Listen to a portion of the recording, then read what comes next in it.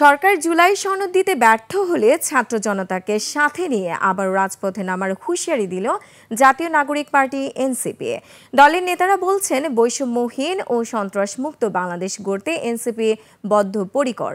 মাগুরা প্রতিনিধি Masum বিল্লার তথ্যচিত্রে desk report. শেকড় থেকে শিখরে। সকাল থেকেই বৃষ্টি, এরই মধ্যে মাগুরাতে পথসভায় অংশ নিতে আসেন জাতীয় নাগরিক পার্টি এনসিপি। স্লোগানে তাদের স্বাগত জানান স্থানীয় নেতাকর্মীরা।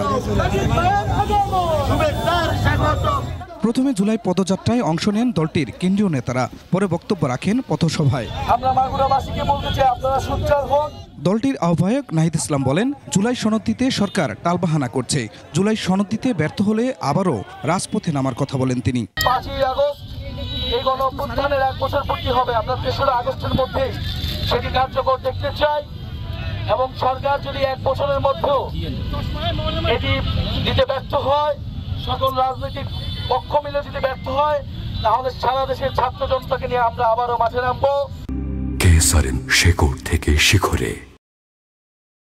বৈষম্যহীন ও সন্ত্রাসমুক্ত বাংলাদেশ গড়তে এনসিপি বদ্ধপরিকর বলে মন্তব্য করেন তিনি। নতুন বাংলাদেশ গড়তে গণহত্যার বিচার ও নতুন সংবিধানের কথাও বলেন নাহিদ ইসলাম।